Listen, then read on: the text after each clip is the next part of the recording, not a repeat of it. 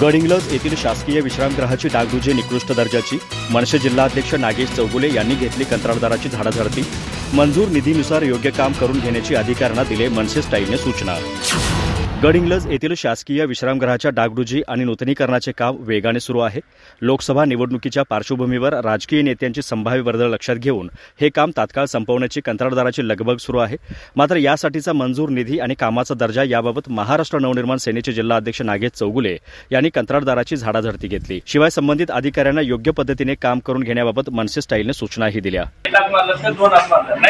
मला एक सांगा, एक हात मार किती हात मारला याच्यावर? एकच मारलाय हो, एकच मारलाय बरोबर।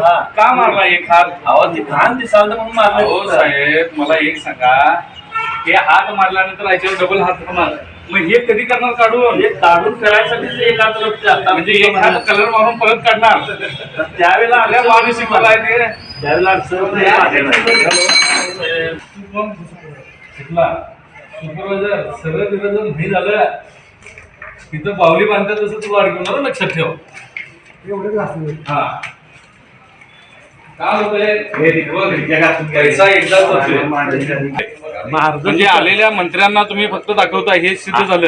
अर्धच होतं ते पूर्ण तरी करायला काय पूर्ण करायला सांगा? उगत पुढची बाजू अर्धी होती, त्याच्यावर पुढची बाजू अर्धी झाली, एक हात मारला, तिथं पोखरातलं निघा लागलंय।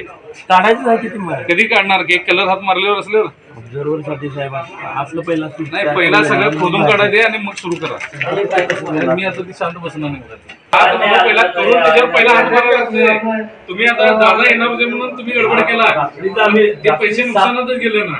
जय महाराष्ट्र। मी नागेश चौगुले, महाराष्ट्र नवनिर्माण सेना, कोल्हापूर जिल्हाध्यक्ष ग्रामीण। आज मी आहे गडिंग्लज इथे शासकीय विश्रामगृहामध्ये।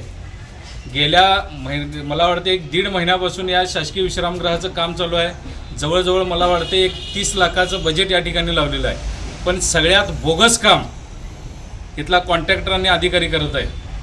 मी आता या अधिकाऱ्यांना आता समजावून दाखवलेलं आहे की कुठली कामं इथं काय केलेली आहेत।